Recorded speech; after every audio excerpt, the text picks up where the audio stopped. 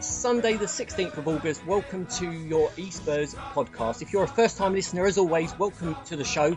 We record each and every Sunday night throughout the season, and if you like what you hear, there's multiple ways to get in touch and stay in touch with the gang at e-Spurs. New for the brand new season, there's a few new ways to get in touch with us and subscribe so you never miss a thing going on across the e-Spurs platforms. You can, of course, follow us on Twitter at @e_Spurs. If you're on Facebook, check us out at e-Spurs page, or one word. And new for this season, you can now follow us on both Google Plus and YouTube. So we're covered every angle. The links for those are all quite lengthy. So if you want the links for those and to check out where you can find us, go to our website, www.espurs.blogspot.co.uk, and there's loads of great stuff on there, including articles, match reviews, and all of our social media platforms.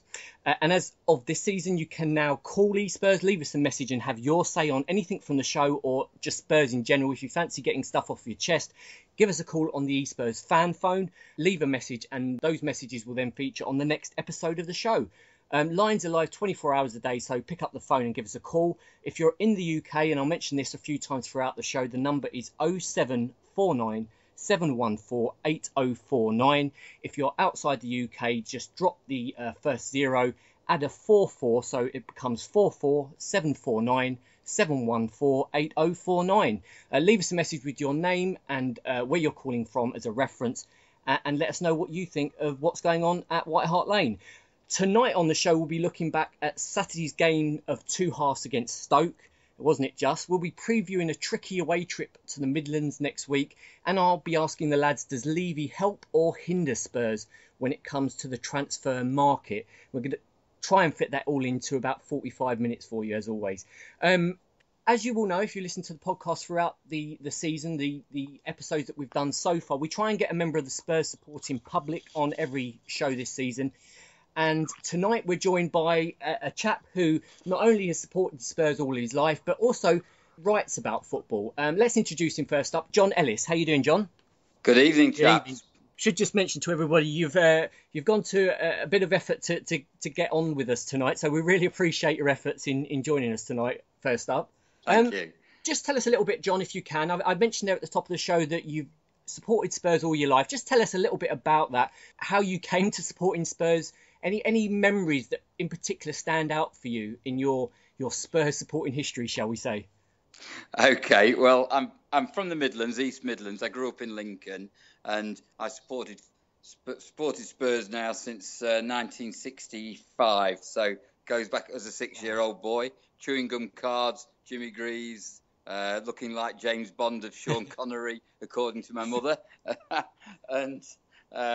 I like the name and the crest and the fact it wasn't a United or a City. That sounded a little bit more glamorous. My first visit to White Hart Lane was 1968 in March when Alan Gilzean punched the ball in the net to grab a last-minute equaliser in a 1-1 draw. So I should have known what I was setting myself up for then. I've been to between 800 and 900 Spurs games. I go home and away almost every week.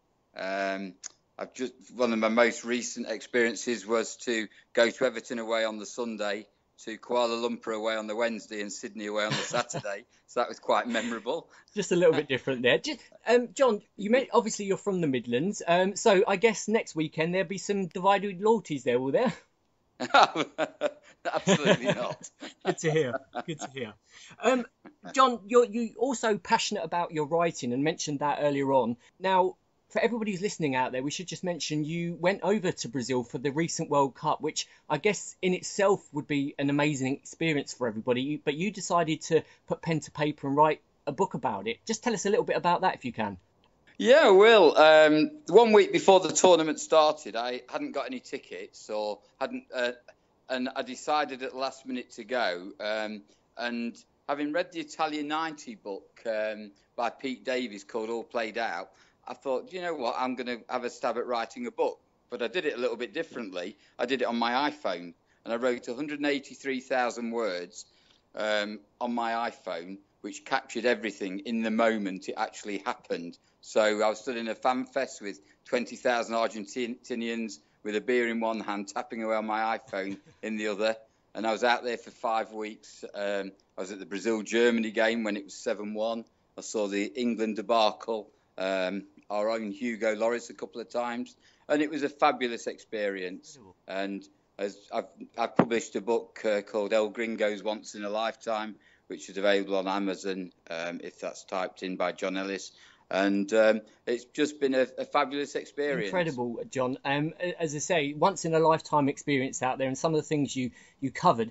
What for you would you pick out as a highlight as a fan going over to Brazil for that tournament?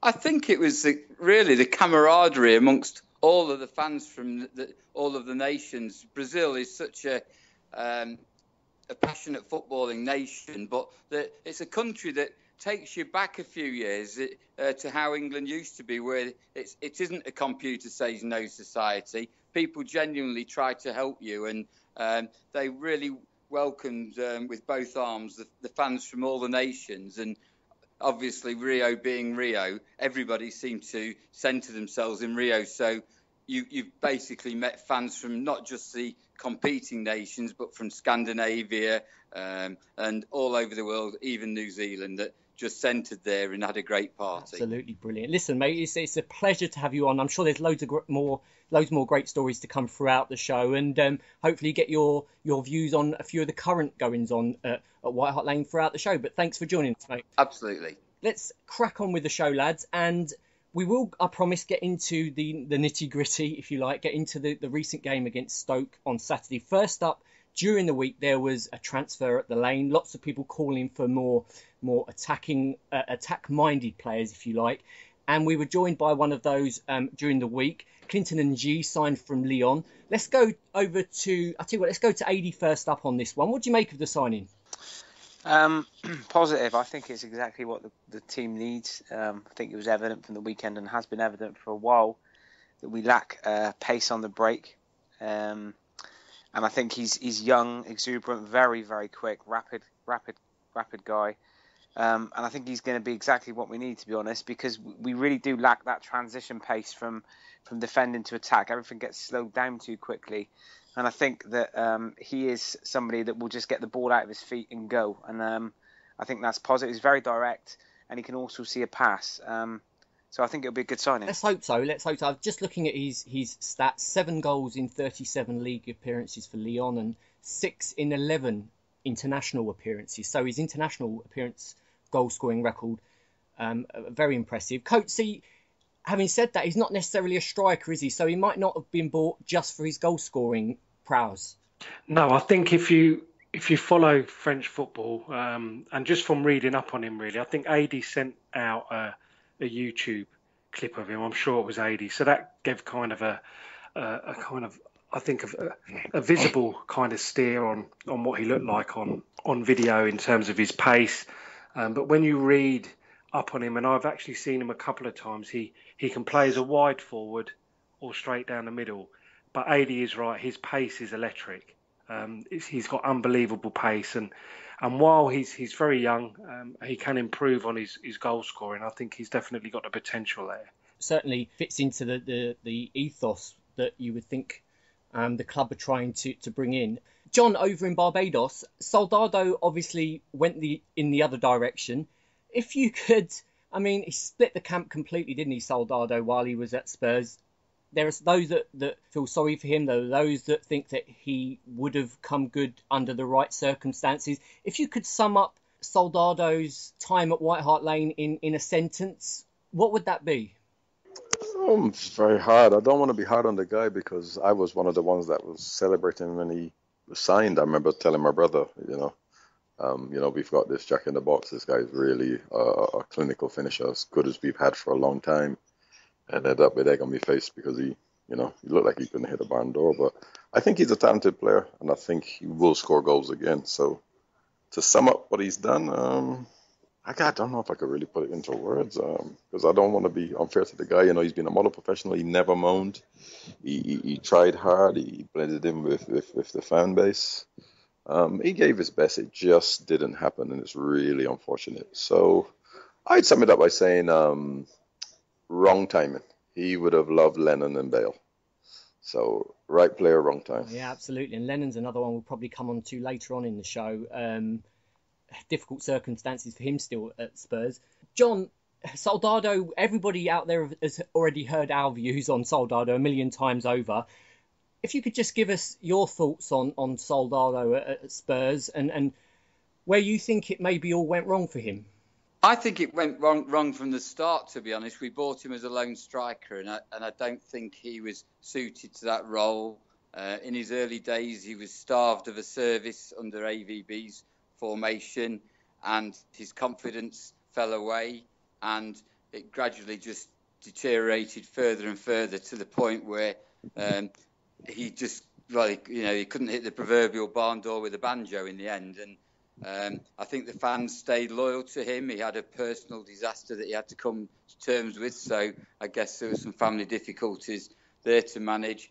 But I think once he screwed that chance up in Fiorentina when he should have just passed it nice and gently to Chadley to take us through to the next round. I think that was the point at which it was inevitable, really, the way it ended. And I agree with John's comments. It was the wrong era. If he had Bale and Lennon with Harry Redknapp's style of play and two strikers, I think he could have been a sensation for us. Yeah, it's a case of what might have been, isn't it? Bought for big money, although, the rumours are that it wasn't all paid up front, so we might not have lost out too much. But it's a shame because we all want a hero, don't we? We see that in Harry Kane. For me, it just didn't work, as we've said. But there are many circumstances that possibly led to that. Coatsy, it seems to be, again, and we'll talk about this later on in the show, a reoccurring theme at Spurs with strikers. The wrong player bought at the wrong time by the wrong manager or whoever buys them. We've seen it with Rebrov, Postiga, and the list goes on and on. Why does it happen? No idea, to be honest with you. I think Darren Bent for me was probably one of the biggest as well. If you look alongside Soldado, you look at Darren Bent, he was a player that for Charlton I really rated. He played off the shoulder of defenders, played as a man up front on his own. And we never played that way. We just never played the way that he did. And really, it is a case of if you're going to invest a large amount of money on a striker, you do have to play to their strengths. That's the reason why you bring them in. Because in general, if you've got someone who's going to score you a lot of goals, you generally build the team around them. You basically link your midfield to their style of play. And I think we've all kind of agreed on that. In terms of Soldado, was never ever in the history of his career was he a front man up on his own the way that we played him. And if, for example, I know the total amount of the transfer fee would have been in around £26 million mark. Obviously we haven't put that outlay out immediately, but regardless, if you want that player to be a success, he would have cost £26 million. You would have thought we'd either going to play to his strengths or we would have set the team up around him.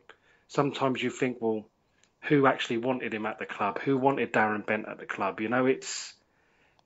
Or was it the manager's choice? I think you're led to believe it was AVB's choice, but then we didn't play him as he played in Spain and he was so successful. Yeah, again, you could copy, repeat over and over again, couldn't you? It's such a shame because some of these strikers, they go on to other clubs and boom, they're huge successes. I know we've spoken on this show about Soldado. Adie's mentioned it a few times. Soldado will no doubt go on and be a big success somewhere else, and it makes you even more frustrated, doesn't it? Because it's a case of what could have been. But trying to look forward and G coming in. John, with G, he's going to bring great pace with him. Who do you think he might replace in the current side? I think he'll probably have to play right. So whether it be Dembele there or Lamela, but I think he'll play right because Chadley's got goals in him, and I can't see Pochettino moving him. So I think he's going to play right of the three. I can't see him pushing Chadley out of the team. But he has played. That's where he plays for Leon. But I think he'll play on the right. So he's going to be either Dembele or Lamela at the side. And if that's the case, John, as you say there, John Ellis, it's going to be tricky because Dembele has had a decent start to the season, hasn't he? Yes, he has, playing out of position, of course. He's a frustrating player because he's got a lot of talent, but it's just the end product and the way in which he sometimes slows the attacks down, make him a little bit of a frustrating player. But yes, he played well yesterday for 65, 70 minutes, and then he visibly he sort of drained away in the last 20, like a lot of them did, through what seemed a bit of a lack of fitness, which is ironic given the training schedules they go through. Yeah, absolutely. It's going to be interesting to see how he juggles them all around. AD, what would you expect to happen with the NG signing? Would you expect him to be an off-the-bench player to begin with? I don't know, because quotes from NG himself today have pointed towards the fact that Pochettino wants him to play. I think a bit differently to John, to be honest. I think that he'll play left. I think Chadley's problem is that he doesn't help going the other way, and I think Pochettino sees that as being really important in the team system in regards to defending. And Chadley does get goals. He got another goal yesterday, and he looked really, really lively going forward. But when it comes to coming back the other way, I don't think he puts in enough of a shift. And that's why you see Pochettino using players that you think that might not otherwise get games down wide right or down wide left sometimes, because they work that extra little bit and cover the fullbacks. And G's got a really, really high work rate. He's known in Lyon for being very, very hard worker and getting back in and helping the fullbacks and breaking from deep. So I think Ng will play wide left. He's certainly a player that likes to come inside. If you look at his available clips on YouTube, he does come inside onto his right foot and bend a lot into the bottom corner or into the top corner. So I don't think there's any... I mean, this is just an opinion, of course. I'm not saying John's wrong. I don't think that he will play right. I think he'll play left. I think it was interesting yesterday where a few times we saw, obviously we had Ben Davies playing left back. I know we'll get onto the game, but this is about NG really.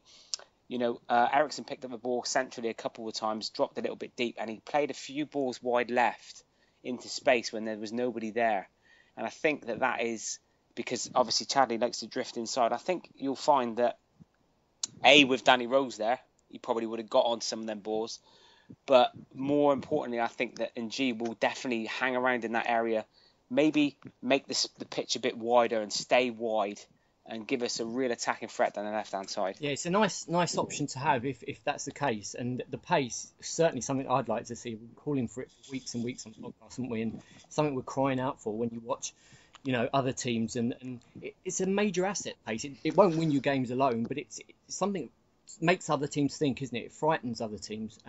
It'd be great to see that back in the Spurs side. And Coatsy, it was interesting, wasn't it, that there was a rumour at the very last minute that our friends down the road might have tried to scupper things. Yeah, I think that was their president just, it was either the press in Lyon or it was the president just trying to call Mr. Levy's bluff, I think, over the Lloris saga.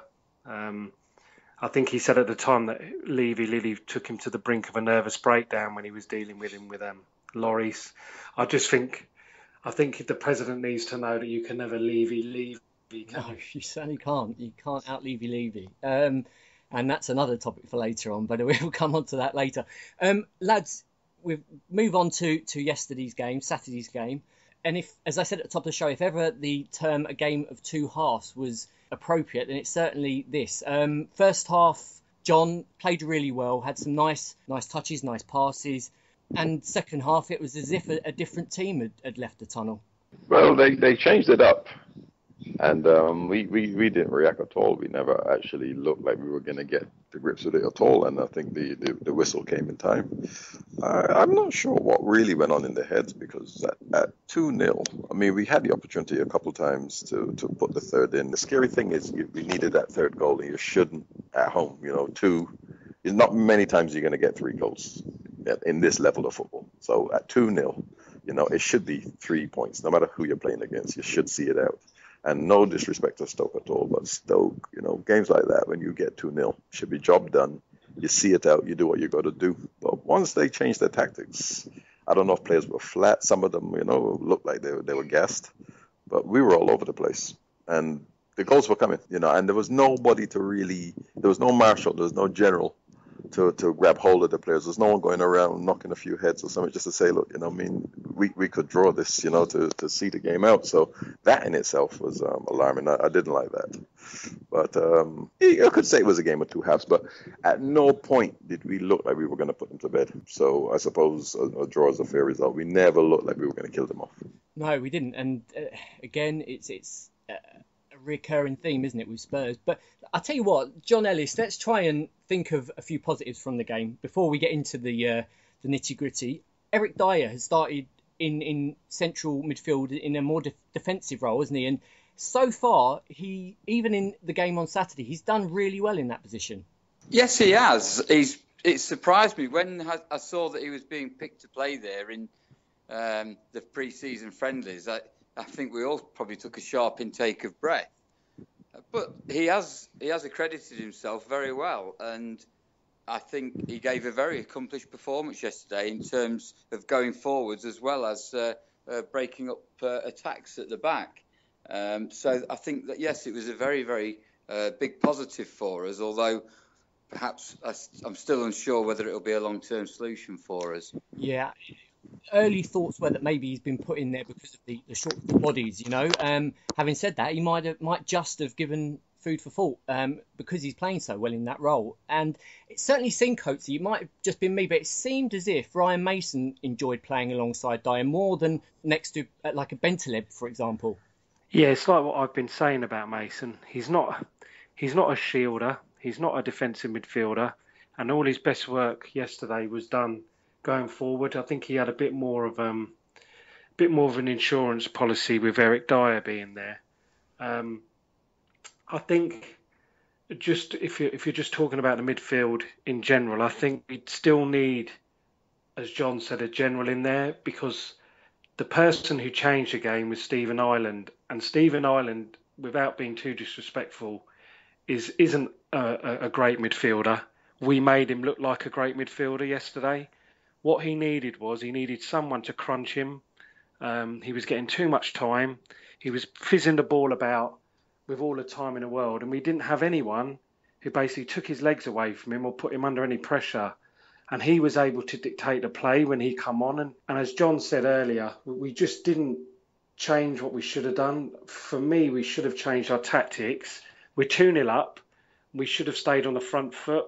We just kind of sat back, and we invited the pressure on. And once they got the penalty, which was once again down to an individual moment of madness, it was just inevitable that Stoke were going to get the equaliser. And that's the problem always with Spurs. You know, it's a case of, can we ever see a game out? Can we kind of manage to get to that final whistle? And I think, as we've been saying, you know, I think we still need some experience in there, and that was glaring yesterday. It was so obvious that we needed that. Yeah, certainly. And again, another thing that we've mentioned a few times, yesterday, the change in the game came also from when we took off Harry Kane, didn't it? It seemed to drift after that. Now, Pochettino mentioned to the press afterwards that Harry Kane went off not maybe because he was injured, but more because he was tired. Now, bearing in mind the club let him go away on international duty during the summer, how much do you think the club might have shot themselves in the foot by making that decision? I don't think they shot themselves in the foot by making that decision. I think he comes back and then he plays every minute of every friendly. Well, not every minute, but most minutes in all the friendlies. You know, it's a ridiculous comment to make. Just going back to the game, when I saw the midfield two of Dyer and Mason at the beginning of the match, before the match started, I was like, oh my God, this isn't going to work. And the reason being is this. I think that both Mason and Dyer are very good players in their own right at doing the things they excel at. I.e. Dyer is a very good centre-half, and he could be a good holding midfield player because he's quick, he can get around, and he's no nonsense and he can tackle. Good energy levels. Mason, the same. Very good energy levels, hustles, harries, gets in people's faces, likes to get the ball forward as quick as possible. One thing that neither of them are really very good at is passing, and I'm talking about short passing, picking a pass. I mean, we know Dyer could put a crossing from the right-hand side, but when he's put under pressure, you've probably noticed it, in central midfield, he tends to give away the ball quite a lot. Okay, so the first 60 minutes went as Pochettino would like it to go. Everyone's energy levels are high. Dyer's smashing into tackles. Mason's pressing. We're giving them no time on the ball. We keep recovering the ball. We're keeping possession. Hustle, Harry, hustle, Harry, hustle, Harry. That's fantastic. My problem is this. After 60 minutes, when these boys are tired, okay, and they can no longer run around and hustle and harry, it then comes down to how good they can pass the ball.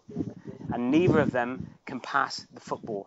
So what happens is both of those boys start turning the ball over to Stoke, and Stoke keep getting the ball and coming back.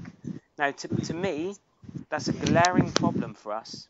We need somebody in the middle of the park that can play, that can keep hold of the ball, look after the football, keep it short, keep it tight. When you're 2-0 up, keep the ball off the opposition, see the game out. I watched Manchester United the other night play against Aston Villa. Horrible game. Don't know whether anyone else watched it. It was disgusting. United created nothing all match, and Villa created similar, hardly anything all match. Two players stood out for me in that game. One was Michael Carrick, and one was Bastian Schweinsteiger. And Schweinsteiger came on looking about 3 stone overweight, and like he smoked about 20 fags and drank a bottle of whiskey. Okay? But both of those players did the one thing that Tottenham missed at 2-0. They kept the football. At no point did Aston Villa look like they were going to get in that back in that match, because everyone kept that ball. They kept it ticking over, and that is why, I can't believe we didn't go for a player like Kabay or somebody like that, because Mason and Dyer are great at pressing and hassling, but nobody on earth can do that for 90 minutes. The only team that can do it for 90 minutes is Barcelona, and the reason they can do it for 90 minutes is because when they keep the ball, they keep it for half an hour. So they actually only press for about 25 seconds. Yeah? We have to press constantly for the whole 90 minutes. And it just doesn't work. We need a footballer in there, Mark. It's very, very frustrating. Sorry. No, I agree completely with you.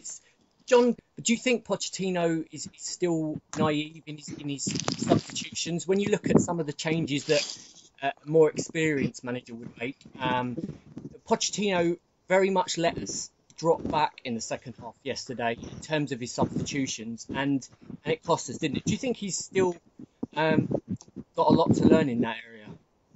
Well, he shouldn't, because he's paid to get it right. So if he's got something to worry about, as in he's not sure what decisions he's making and he's still on a learning curve, we are in big trouble. We're a top 5 side looking to get into Champions League, so you've got to get it right. You've not got much of a learning curve. That would have been 3-4 seasons ago.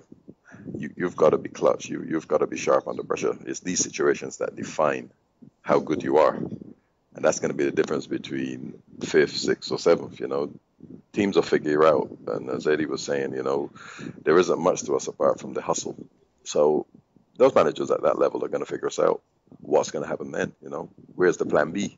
Where's this tactics coming in? If he's still trying to figure it out at this stage, we're in for a large problem this year, and we're going to have a very, very serious issue as the season develops, because no disrespect to Stoke, but we've got some pretty big fish who we bossed Stoke for quite a bit without really doing anything to them to hurt them. We're going to have teams that we're not going to see the ball, and our inadequacies are going to show up. What do we do then? Do you throw your hand up in the air, or what do you do? Where's your rule book? What is he going to do under pressure? So we've got a major problem if he's still learning. And it goes back again, doesn't it? Is he being helped by the transfers? We're 2 games in now. That's 5 points dropped, which at the end of the season, let's be honest, 5 points could be the difference between a place or two, couldn't it? And as I said, we'll come on to the transfer. Exactly. If you look at it, United were close to us. They already got a 5-point lead. If you look, Liverpool win tomorrow, they've got a 5-point lead.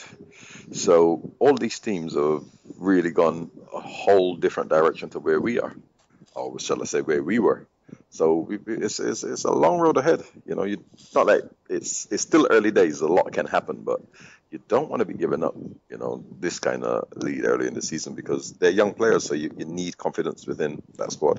Just one thing I really wanted to say on this is what really annoyed me more than anything was when he brought Kane off, okay, and we put Chadley up front, instantly the ball wasn't sticking. And, if you've got to think outside the box, if you're not given the right tools, okay, as an example, what would Harry Redknapp have done there? Harry Redknapp would have probably stuck somebody like Eric Dyer up front and said, when that ball gets up to you, keep it. Be strong with it. Dembele, he's for not example. the striker, and he's tough. He would have kept possession. Exactly. Dembele, physically strong. It's hard as hell to get the ball off him. You play up front, son. When that ball comes up to you, you keep hold of the football. Instead, we've got Chadley up there, who, no disrespect to the guy, because he scored a lot of goals for us, Chadley. But he is, he's limp. He's weak. He goes over easily. He doesn't want to keep the ball. He's dovetailing with Lamela. I like Lamela, but Lamela, when he came on, was absolutely awful. He couldn't keep the ball either. Now, as a manager, you're paid to make decisions. Somebody could have come on and gone up top and caused them a problem. Harry Redknapp, no doubt, would have stuck a centre-half up there, I wouldn't have done that, AD. Do you know what I would have done? I was watching that game and I think you've got it spot on. Chadley, the ball's going to come straight back. Yep. Just as I said earlier, at the end of the day, we were 2-0 up, so we knew Stoke had to come at us. That's why they done the substitutions. Yep. So what you do, you keep on the front foot. Yep. So why didn't we could have gone 4-3-3 in my mind and played the channels. He never changes. And he never changes it, and that's the issue. And I agree with you. Lamela come on yesterday, and he was abysmal. Yeah, awful. And so was Bentaleb. Yeah. And Bentaleb could be that guy. That's what he's there for, to keep that ball and recycle the ball. Yeah. The two of them just kept giving it back, even more so than Dyer and Mason, when as you say correctly, that they lost their legs a little bit. Yeah. I thought the two of them they almost added to our problems when really a sub, they should be helping. They just give the ball up too much yesterday. But the thing is Coatsy, right? As a fan, I know for a fact that Lamela either starts or you don't bring him on, because Lamela grows into a game. We've all seen it. Starts off badly, and by the end of the game, he's growing into the game. He has to grow into the game. If you bring him on for 15 minutes, it's not going to work. I can tell you that. I don't need £4 million a year to tell you that. Okay. Similar to Bentaleb. Bentaleb is a complex character. He's a very cocksure lad. He's not the kind of guy that I think is the kind of guy you're going to bring on as a substitute. I think he sees himself as a starter. But Pochettino's paid for this. Do you know what I mean? He is the guy that should know these characters inside and out. And I just think, I wasn't saying that he should have put Dyer up front or Dembele. I'm saying, as a manager, you have to think outside the box. You're right. Change to 4-3-3. Put Dyer up front. Put Dembele up front, as John said. Change to 4-3-3. Do something. The problem we've got is Mark Hughes. People talk about our squad not being good enough. Pochettino hasn't got good enough squad. Mark Hughes brought on Joselu. Yep. Has anyone ever heard of Joselu? And Stephen Ireland. No disrespect. Bang average. Okay? Bang average footballers. Tore us apart. If that game had gone on 5 minutes longer, they would have won. That's a fact. AD, just to take you up on a few of the points you make there, is Pochettino in many ways not restricted by... I mean, the bench, it's not as weak as some, but when you look at our bench and compare it to some other teams around that 6th, 7th, 8th place, if you like, maybe let's use Liverpool as an example, and our bench is full of kids who have been put in there, rightly or wrongly, who might be good enough, who might not be good enough. We don't know because we haven't seen them play. So in that sense, even Pochettino might not know what they'll bring to the game by bringing them on, but because they've not played that many times for us. So is he not restricted in that sense as well? Well, then you have to be clever, and what's the point in wholesale changes? Put it this way, okay? All the players that we've sold, many people believe that they weren't good enough. Some people think they would have been in the right system. I'm one of those people. But most people think, oh yeah, they're not good enough, we've got to let them go. These players got more points than Pochettino did last season under another manager, okay? Now everyone thinks they're rubbish. So they've all gone now because Pochettino wanted them out. So what he's done is he's sold players that got more points under another manager than him, and he's replaced them with his own players. If he doesn't know what he's doing with the people on his bench and in his first 11 tactically, I'm sorry, there's no excuse now. We're not talking about a guy that's been there for 5 minutes. He's been there for 59 weeks. 59 weeks. If Stoke City under Mark Hughes, how many times have Stoke beaten us since Pochettino's been in charge? Every time? 3 times on the trot, yeah? If Stoke City under Mark Hughes can consistently, tactically overwhelm you, when even from 2-0 down at White Hart Lane, I mean, I find it absolutely astonishing, Andy. I agree. I mean, the confidence that I had towards the start of Pochettino's reign has drifted. I sort of agree, with your line of thinking in that he was the wrong person for the job in the first place, in that he was underqualified, and we'll talk about that again in a moment. John Ellis, just to play devil's advocate here for a moment, are we being too... I mean, we're 2 games into a season. Are we being too overcritical, do you think? Or is it a case of a lot of frustration built up and now starting to surface? Yeah, I think we are actually. It's interesting listening to you guys. Obviously, you chat every week, and I'm a guest onto this. But Pochettino didn't have his own players last season. That's clear, and that's why so many left in the summer. In Sydney, I had the opportunity to sit with him for around 20 minutes and have a very good conversation with him. And he was very impressive, actually, on a one-to-one basis. And he was quite honest and frank in saying that there would be a lot of changes this summer. I genuinely believe that Pochettino believed that he would have more players at his disposal at this stage of the season, 2 games in. He was hoping to have players in, ideally, before they went back to training. His 2 main targets, whether we agree with them or not, were Danny Ings and Schneiderlin, and he didn't get either of those, and it's become a little bit more challenging. And I don't think he had many options on the bench yesterday. I think he'd have got crucified, to be honest, if he'd put Dyer up front. Dembele, you could make a case for. But I think he was sending, to be honest, I think he was sending him a message. He probably didn't expect us to come to squander a 2-goal lead, and I think he was sending a message upstairs to Daniel Levy saying, look, I need some more players. Ben Taleb isn't quite at the races this season. We saw that at Old Trafford. It was a surprise when he was dropped, nevertheless. But when I saw him come on yesterday, visibly noticing how much weight the guy's lost, he looked very thin and lacking in energy, which astounded me. And who else they could have maybe brought Tom Carroll on to retain some control of the football. That was the only option that I could see on the bench. Maybe he could have brought Rose and Trippier on to bolster the flanks in front of the fullbacks, who Davis, on the turn, if a winger gets past him, he hasn't got a lot of pace. Walker's positional sense isn't that great.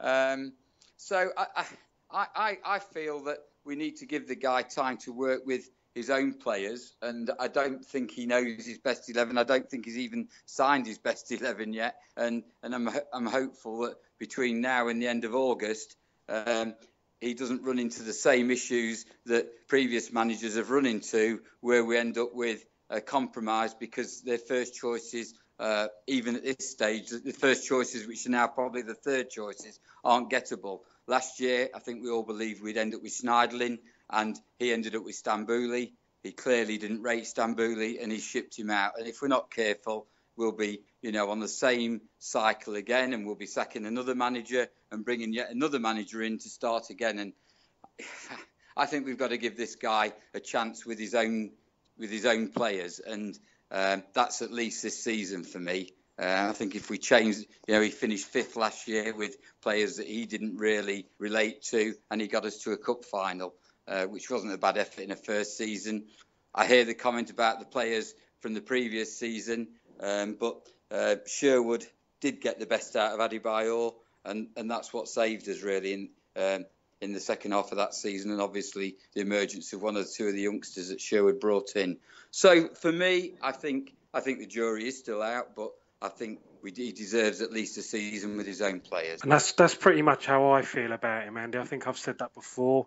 I think it's at least, I think this season it's going to be fair, to kind of say, well, let's judge at the end of the season. But also that me and Adi have spoke about this a lot. A lot depends on our progress between now and Christmas, because we know what our chairman's like.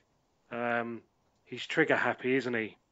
So I think Pochettino, let's see how he gets on between the end of the season. I think if you look at his achievements last year, he got 5th, which is probably better than what we expected. He got to a cup final, as John has said, John in the UK. But I think what a lot of people struggle with is it's probably not so much the results at times. It's more his style of football and his inflexibility. And I think that's kind of why the jury's still out on him a lot. It is about his style of play and what he does when we are having difficulties in terms of changing things.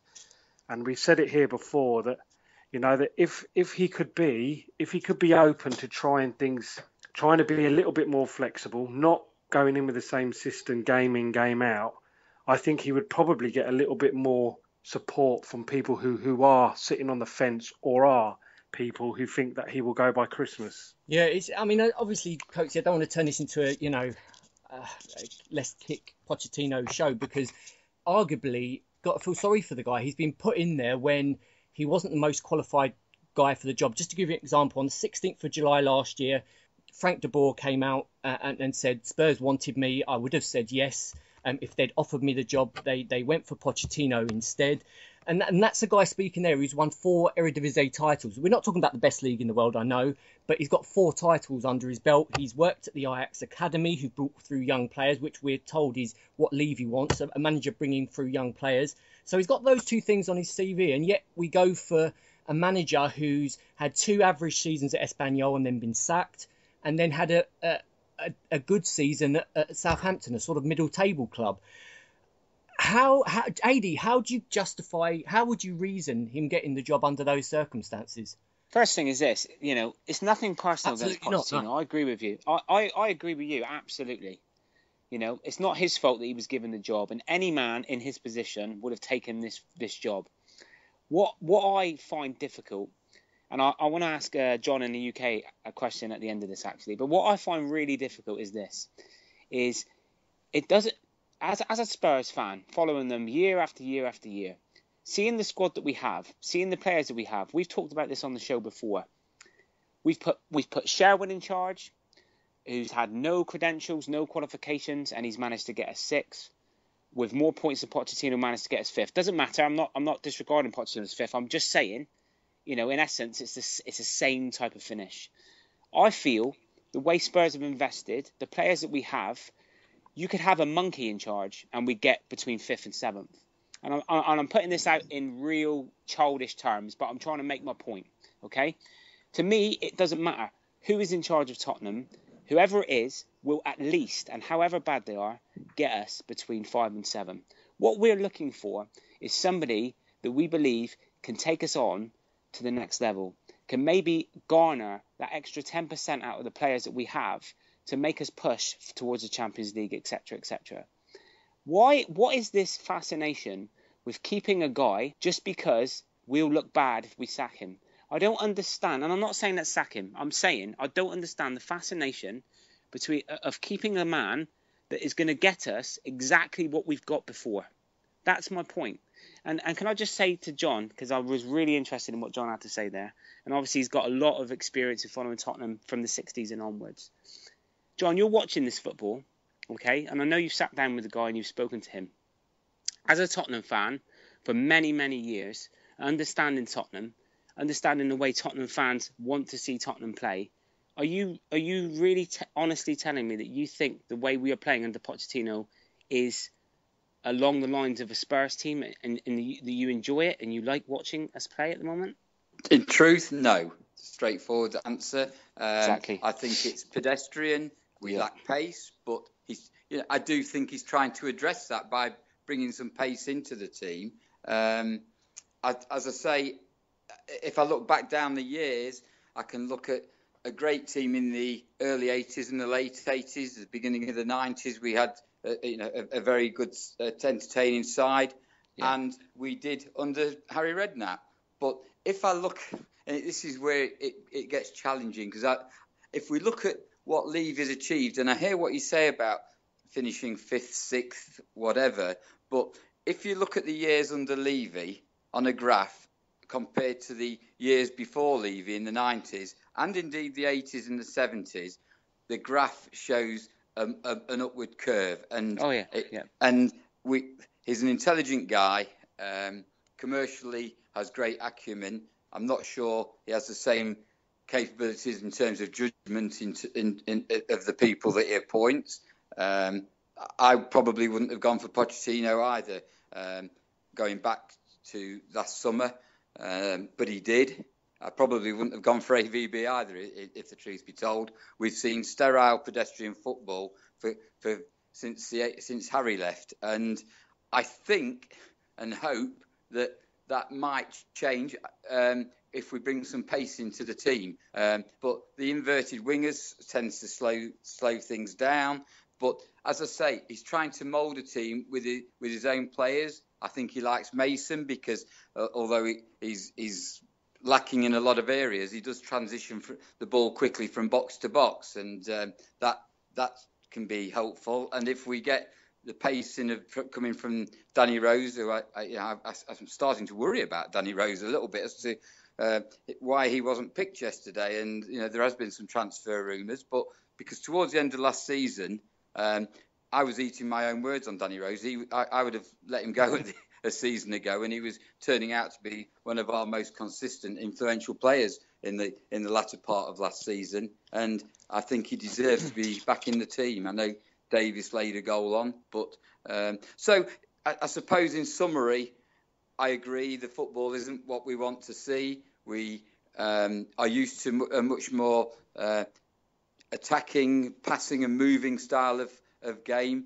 but in some ways we're getting used to and comfortable with being around the 5th and 6th mark, which down the years has not been where we've finished in the league. We were more of a cup side, and I think as I say, we just need to give him another season. Yeah, you make some great points, everybody, and it brings us on nicely to the next subject on the show. So we mentioned there Daniel Levy and the way he runs the club, and there'll be questions out there. Could we, although we hit that 5th, 6th spot every year, I know that for me the big burning question is, although we hit that 5th, 6th spot, could we do more? Does he sometimes hold us back when we could progress even further? We've got it within our capability. You're talking about one of the richest teams in the world. You're not talking about a Wigan, a Sunderland. You're talking about, I think it was the 14th richest club, wasn't it, in the world? And yes, we've got a new stadium to build. There's no doubt about that, and that's going to weigh heavily into the purse. But there's times when, especially during transfer windows, we see the downside maybe of Levy's reign. And that was the question, guys, we put out on the e-Spurs social media platforms tonight. We asked, does our transfer policy of signing players late, and that's the important part of the phrase, signing players so late in the transfer window, hinder our chances of a successful season? And we mentioned earlier on that we're now 2 games into a season, we've dropped 5 points. If we'd made some signings earlier on, would that change things? And that's the essence of the question that we really tried to get some responses for out there. Does Levy's business in the transfer market hinder Spurs? And as always, the lads have got some of the responses out there for you. Should we start with Coatsy? Yeah, I've got an interesting one here. It's from the Real Shaban. Basically, he says, apart from the Sky 4, which made me laugh, do you think it's easy as pie to bring in new players? Things are easier if you're PSG, City, Chelsea, etc. You can just throw away the money. But compared to last year, he thinks we've done much better. But just an immediate response to that, I listened to an interview with Ronald Koeman, and he said that the way Southampton do it is they knew during the season who was going to leave. So they knew that Morgan Slidelin was going. So basically, halfway through the season, they were already planning for the people who were leaving, and they were already planning on who was coming in. Now, obviously, we've spoken a lot about the players that have gone out already. Obviously, the club would have known they were going out fairly early because they've all been out the squad for a long time. So I think that's wrong, actually. I think that if we plan well enough, I think we always knew that these guys who were going to go have gone. Why haven't we been planning to get the inwards in straight away? So for me, there's an element of lack of planning there. Just going on to the second point from Ricky W97, he says, yes, they don't have time to integrate onto the team before the season starts. And I think that's fairly obvious, and I agree with that. Yeah, absolutely. Some great points there. AD? I got one from THFC Forever. He says, not even a debate. Levy's only interested in profits, so the debate should be Levy ENIC to go sooner or later. I've got a little bit of an issue with that.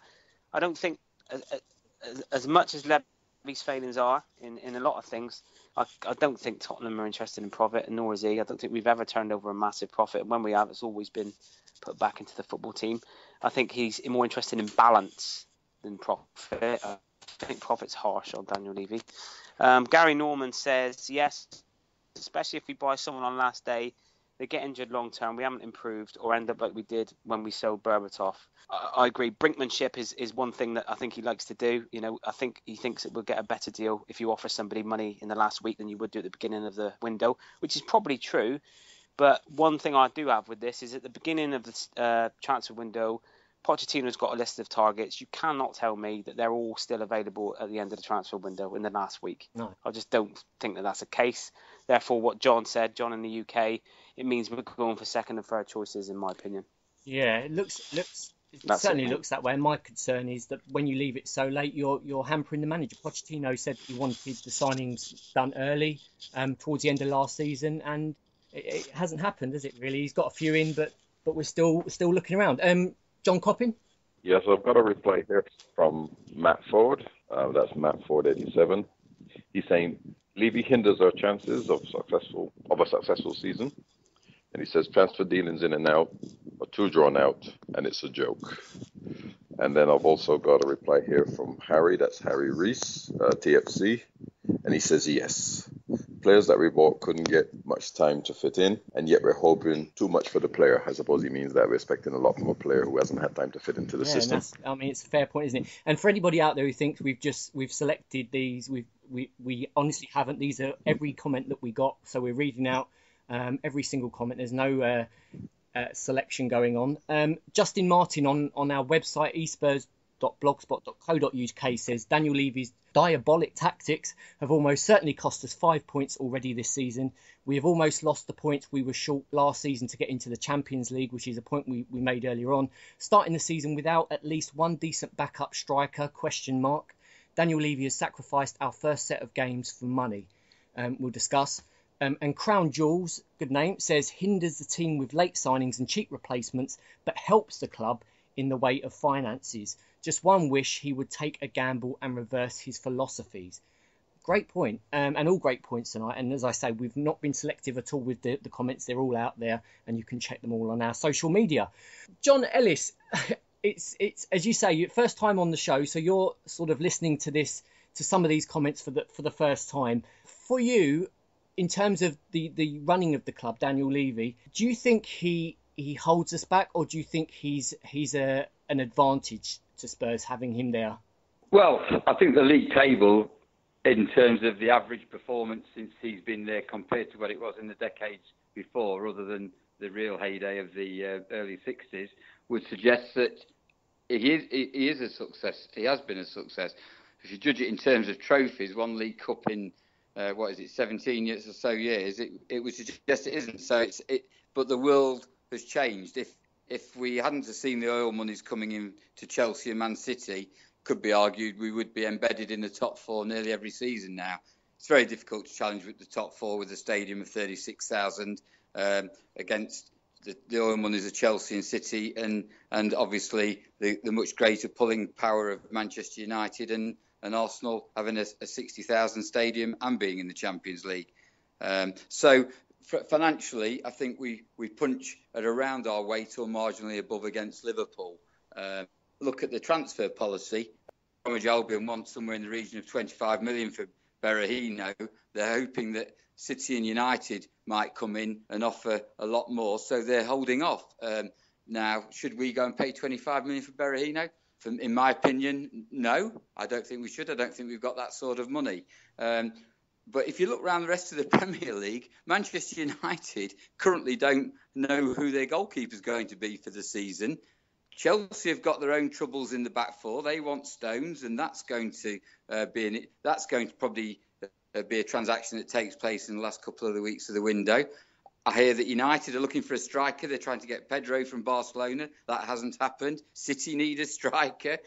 Arsenal are apparently in for a striker. We're not the only club. And I think the real issue is, should the Premier League put their foot down and say our window closes on the day before the season starts, because everybody is hanging on for the best possible deal until the close of the window. And if the close of the window is the 30th of November, all the deals would take place in the last 2 weeks of November. It's just that the window's the end of August, and that's when the transactions take place. And to be fair to Levy, he said that some weeks ago, that most of our transactions of incomings were going to take place in the last 2 weeks. He went on record as saying that.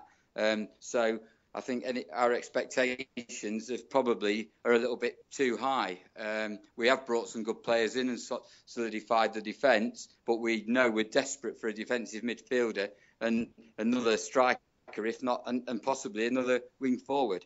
The other issue is that we have this summer, if we end the summer with a good defensive midfield player and another good striker, I think this has probably been one of the best transfer windows in our history in clearing out all of the players that I don't believe one of them is having has weakened the first team in any way, shape or form out of the ones that have gone and the ones that are about to go. And we'll have strengthened with, I think Alderweireld is a good signing. I think Trippier is a good signing. Wimmer, I think, and hopefully Call Me Clint will be as well. So if we can add those two others and just clear out the remaining ones that aren't part of Pochettino's plans, I think generally we've had a good summer, with some big wages coming off the wage bill as well. You know what, John? I need you sitting next to me when I watch some of the games because you keep me feeling positive there, man. You a voice of reason. It's tough, isn't it? Because Levy has divided opinion since he's been there almost. The stadium then came along and everybody leapt behind him on that one, and then we got back into transfer silly season, and the frustrations begin again. My concern, as I say, is that he sometimes costs us players and points by leaving it so late. But I can see your point completely in that, if you judge over a period of time, where have we finished? We finished 5th, 6th, and if you look at it like that, then maybe he has been a success. So it's so difficult, isn't it, to judge. AD, any final thoughts? I agree on Daniel Levy. I mean, me and you have had discussions over this a lot of times. I think Daniel Levy is a success at Tottenham. And I think that when we get the stadium completed, I think people will look at him a whole different way because we'll have bigger revenues. I also think it's wrong that people throw out this comment, oh yeah, he's only in it for profit. He's not in it for profit. They don't take anything from Spurs at all. He takes a wage which every other chairman bar the billionaire oil tycoons take from a football club. All the money that we got from Bale, he reinvested.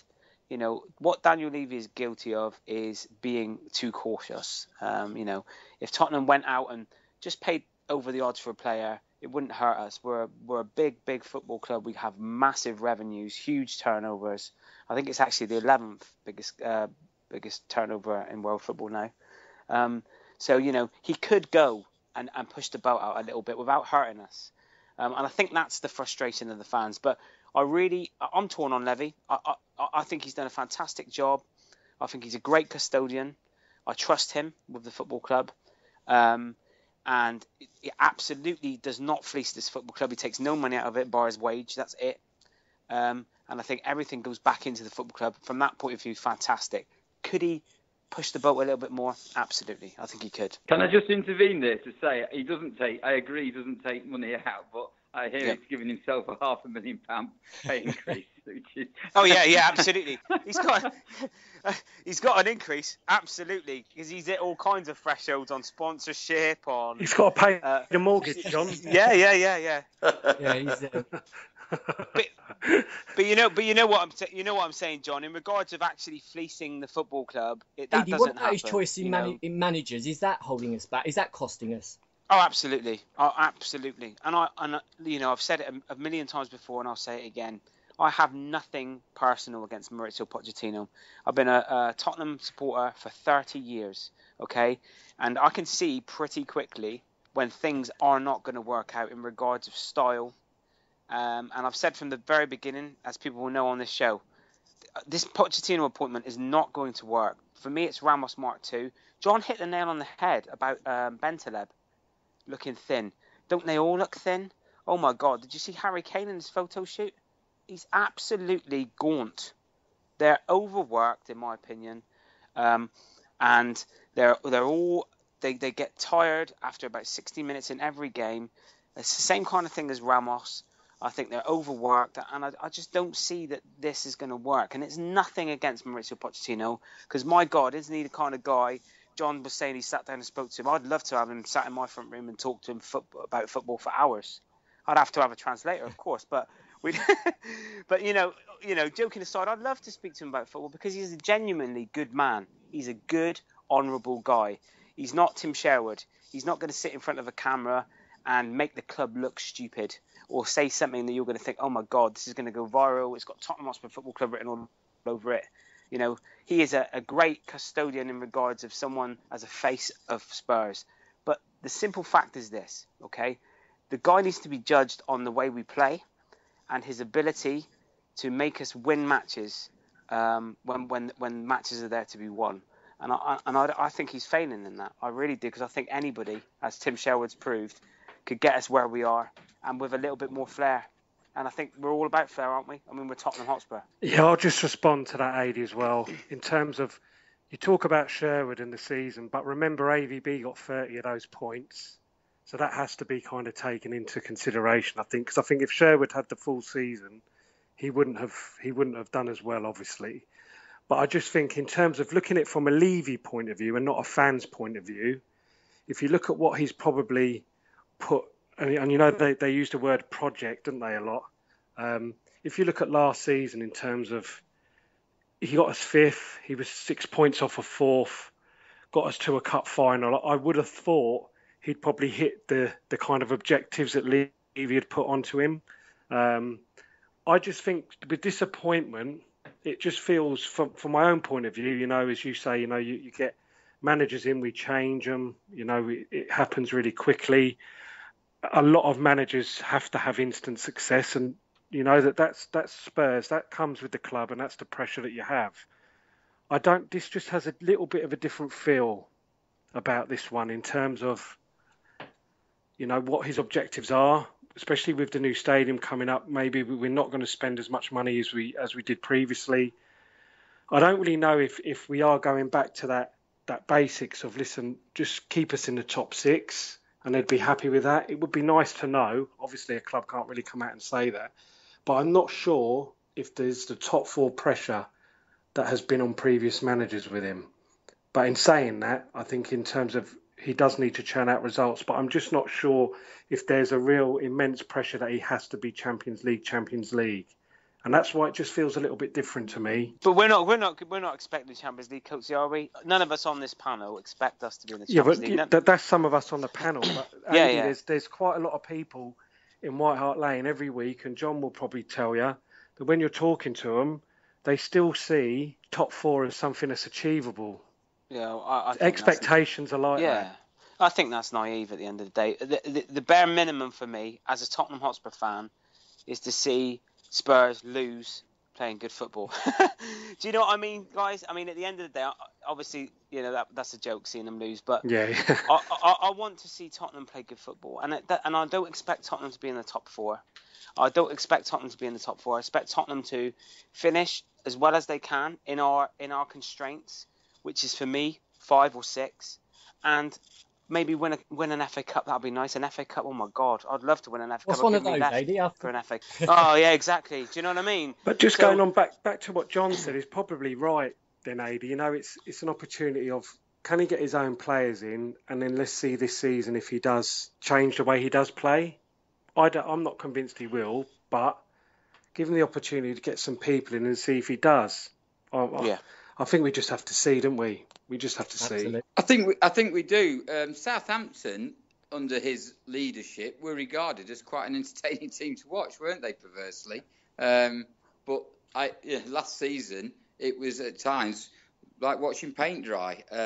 So I absolutely agree that we want to be entertained, but with a new stadium coming along, I think that Pochettino's ticking a lot of boxes for Levy. He's keeping the team, as you say, in the top 5 or 6, but also he's actually promoting youth, and a lot of the players coming. We have such a rich seam of youth coming through at the moment, and Pochettino's prepared to give them a chance. Whereas, as much as we liked Harry, it was for the here and now, and gosh, we had some great here and nows. I can still remember leaving the San Siro, having beaten AC Milan, and the feeling it gave us. But we haven't got that quality of player right now, and we've got a rich seam of youngsters that, if they stick together in a couple of years, 3 years, when that new stadium comes along, we should be very well set up. Yeah, that's my point, John. I think expectations on Pochettino are probably very different to what they've been on every other manager, and I think a lot of that is down to the promotion of the academy, of the youth. He hasn't built this training centre and the academy to go out and start buying 25, 30 million pound players. And Adi, you tweeted out a really good point the other day. Oh my God! Did you just say that? No, but it was good, because I totally agreed with it, that we didn't bring in Paul Mitchell to go out and buy English players for 30 million, because you wouldn't need him. You wouldn't need him to do that. This Berahino deal. Yeah, exactly, which is what John has said, which we've always said, Adi, that for 25 million, he's a no-go. Absolute no-go. Definitely. We've got Mitchell in to scale Europe to get these bargains, these youngsters, like we probably will have with NG. But what comes along with that is a lot of inexperience, and maybe, just maybe, the objectives are very different. Whatever happens, it's going to be a couple of years of going into the unknown, isn't it? And I guess that comes with being a Spurs fan. But it's going to be interesting. Listen, lads, we've been on the air for about 2 days, so we better start wrapping things up soon. On Saturday, another tough game away at Leicester. Now, crikey, we've not done too well on our predictions so far. I don't think one of us have got any of them right so far. Coatsy, Leicester away would be tough anyway. Because they're new to the division, they're going to be up for the game. But they've started really well, haven't they? Yeah, fair play to Ranieri. He's come in, he's got a couple of wins, but he's basically said, listen, a lot of this is because of what they done last season. They stayed up, went on that great run, and they've just continued it. Straight after yesterday, I was a little bit worried about the Leicester game, but now I'm more so, there's a bit of pressure on us. I think we'll get the win, and I think we'll burst their bubble. And I'm going to go with the usual 2-1 AD. Yeah. You went 2-1 the other day when I told you we would draw 1,000,000%. Did I not? Oh, dear. Why break the habit of a lifetime? I got the draw, but I said 1-1, so I was a bit off. But Close, John, but no cigar. I got the cigar, son. I'm smoking them now. Well, AD, what's going to happen up at Filbert Street? I agree with Coatsy. You know me, I'm a big stats man, and Leicester City winning 3 Premiership matches on the trot is inconceivable. Therefore, I believe we'll at least get a draw, but I do think the Spurs will win. I think they will win at the weekend. Yeah, I hope so. I mean, it's not crucial, is it yet? But it'd be nice just to get a couple of points under our belt. And make no bones about it. We talked off air before the show. I mean, at the end of the day, for all the best will in the world towards Pochettino from Daniel Levy, he's just signed a huge, massive deal with the NFL for this stadium. And, Daniel Levy will not be happy if we start off losing to teams away, losing away at Leicester, drawing at Stoke. He can't afford to have a really, really bad start, because with all the goodwill, we know that he's not scared to get the guillotine out. If he feels that we're coming under pressure in regards of sponsorship money and all the rest of it, and we're in danger of not being as good as we should be, he won't think twice. But I think we'll definitely bounce back at the weekend. I've got a feeling that we'll win. And did you mention a score, AD? Sorry, I think we will win through Coatsy. I'm just going to say Coatsy because you know what the score is. 2-1. Yeah. We're going to do a Coatsy. That's what we'll call it. We do a Coatsy. John, are you going for a Coatsy? Yeah, it's a tough one. It's a tough one to call because I can't see us having a shutout. I can't see us keeping a clean sheet. But yeah, I think they're due a beating. So I think we'll just nick it. It's going to be a few. We're going to be squeaky bum time for some of it though. But I think we'll sneak 2-1. I don't think we're going to be comprehensive. 3 Coatsies in a row. Are we going for the jackpot, John? Well, I've got a particular difficulty here because I'm actually, with the network problems I had at the start, I've had to come to a Leicester City fan's house to do this. and it's his 50th birthday party on Saturday night, which I'm coming to attend. No no. And we're about 20 miles. What timing? I know. But I'm going to go with 2-1 to Spurs, I think. But I think it's turn it round. And I'll probably get kicked out very quickly. And he's just, I said, to remind the rest of you guys, because he's been listening in, that they won 3 games in a row towards the end of last season as well. So listen, we'll have to get him on the podcast next week if they turn us over. Andy, you don't often see a quadruple Coatsy, do you? I mean, that is unbelievable. Listen, Coatsy, we're going for 2-1. Next week, if we get that full house, we're going to need something special from yourself just to mark the occasion. Yeah. I'll think of something. Need a trophy or something. I'll get Paul Gascoigne on the show.